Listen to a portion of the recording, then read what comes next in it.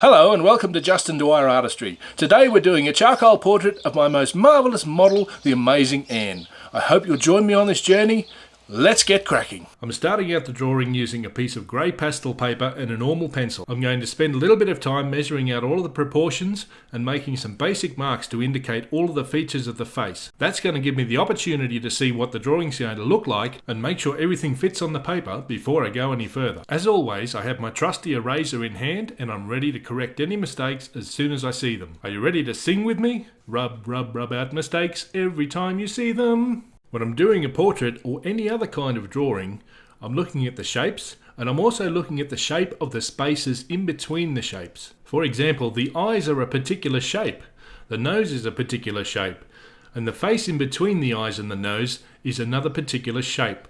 And I can look at all of those shapes to try to help me to find the right shape that will give me the person that I'm trying to draw. You can see that I'm holding the pencil quite lightly, and with this kind of drawing, I only want to make very light feathery marks, and I'm using quite a light pencil as well. This is only a B grade pencil. And no, I'm not calling the pencil substandard, that's just the hardness rating that I'm talking about.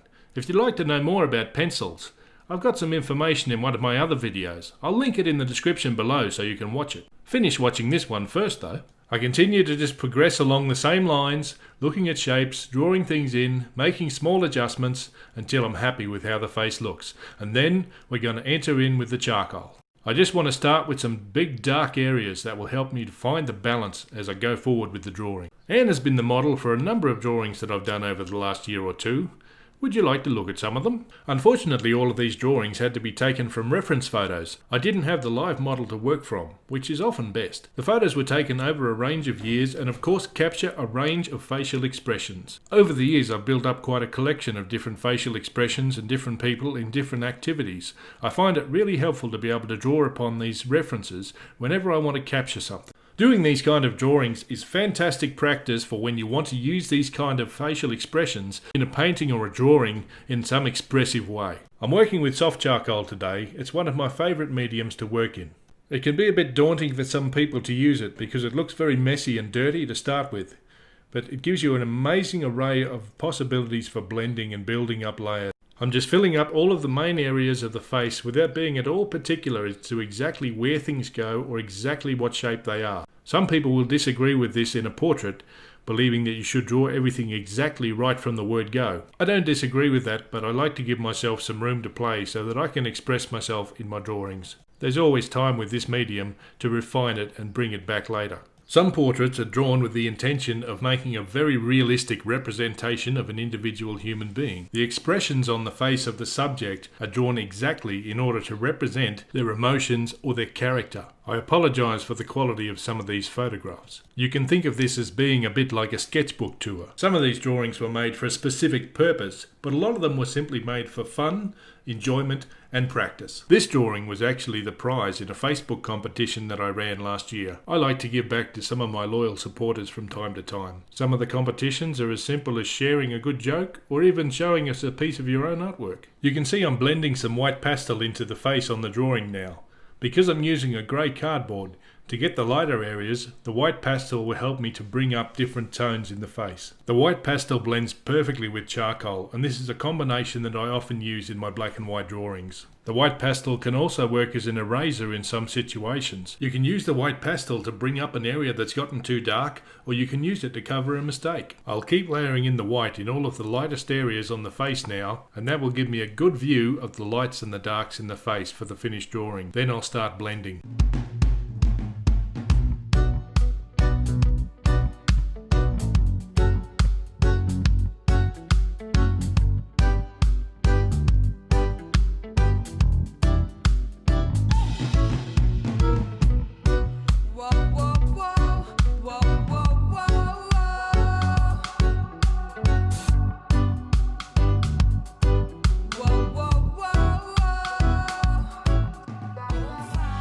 Some portraits are designed to convey a particular emotion or expression.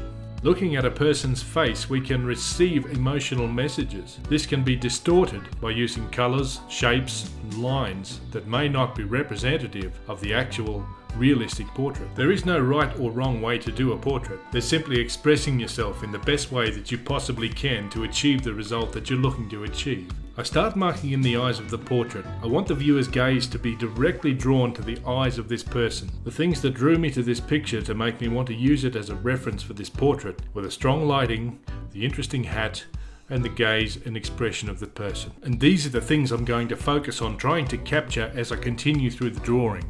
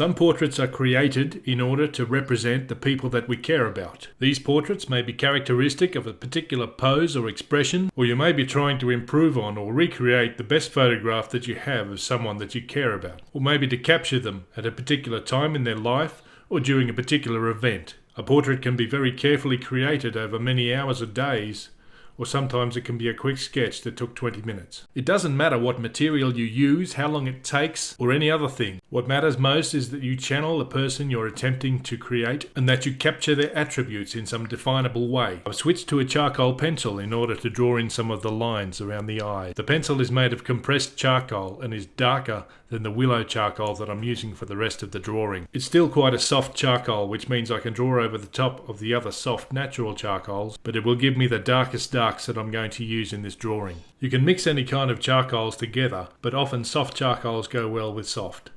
A hard charcoal over the top of a soft charcoal can dig holes in the paper or just simply won't make a mark, as it just slides over the top of the softer charcoal or pastel underneath. A charcoal pencil is a great way to make fine lines in your charcoal drawing if you find larger charcoal sticks difficult to handle. It's also a great way to use charcoal as well if you don't like getting your hands dirty. Perfect for adding in some hatching or sharpening up some edges. If you like mixed media, then charcoal and pastel are a perfect combination. You can use them very expressively or to create a striking image, from pure colour through to just blending black and white together. Or if that's not your thing, you can just stick to plain old pencil. The rules in art that matter the most are the ones that you make for yourself. Don't worry about what anyone else says. Believe in yourself, keep trying, and you will always get better.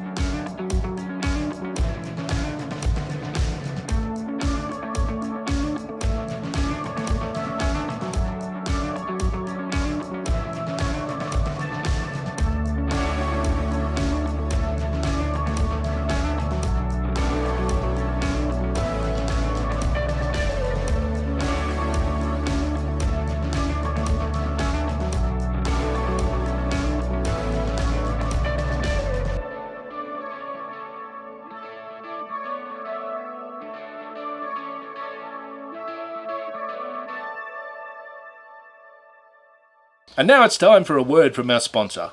Today's sponsor is Justin Dwyer Artistry. Justin Dwyer Artistry is a small art company dedicated to providing art tutorials and providing fine art. If you're interested in knowing more, check out the links in the description below. There's an email there if you want to contact me. Go right ahead. Thank you so much. Now back to our usual programming. The blending stump is a great tool for blending. You can use it for much more though than just blending in little parts of your drawing. You can use it to pick up some areas of charcoal or graphite if you're using that, and then you can rub in very fine shading and very fine detail blending into your drawing. If you want to get really finicky and fiddly with your portrait, you can get in tons of detail by using a fine blending stump. The intention of this drawing is not to achieve a photorealistic finish. I want to achieve a combination of looser marks such as the hatching that you can see in the hat and on some of the body and clothes. And this will contrast with the smooth, detailed face that we're building up here. And that will really bring the face forward and help this person to come out and stare at us and grab us and get our attention. Contrast isn't just about darks and lights. It's also about shapes, lines, textures, size, direction of movement, and positive versus negative shapes. There's probably more, but I can't think of them right now. If you can, please leave me a comment below and let me know. I love to know what you guys think.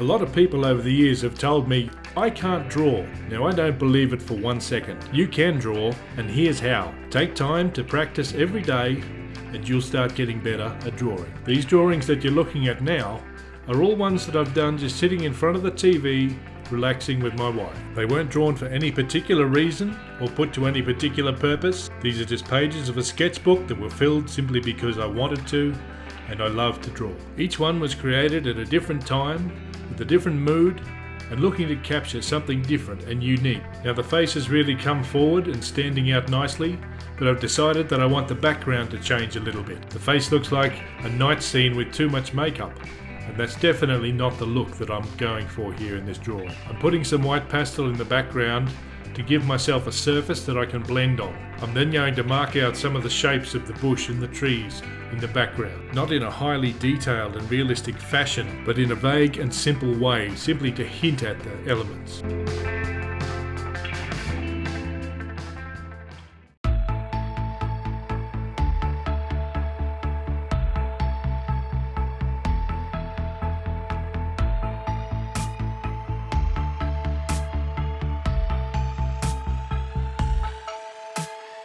I'm drawing in here the shapes of what would be loosely approximated as gum tree leaves. You may or may not be aware that there's an animal in Australia whose favourite food is gum tree leaves. The animal, of course, is a koala, an iconic Australian animal that would be in his glory right now, sitting on top of Amazing Anne's head eating all these delicious gum leaves. Okay, so maybe that's only happening inside my head, but if a koala should happen to suddenly pop up in the drawing at some point, I would probably give a shout out to the first 3 people who could tell me what time that happens in the comment section below. Some people like to do art as a hobby or just out of enjoyment. I've done it as a hobby for more than 20 years. I've been very fortunate in the last few years that when I returned to showing my artwork, I managed to pick up a few prizes. I'm not saying that to boast, but simply to show you an example that what I have done you can also do, and to share my journey with you. Plus it doesn't hurt to make a few spare dollars out of this. And take courage, gentle heart.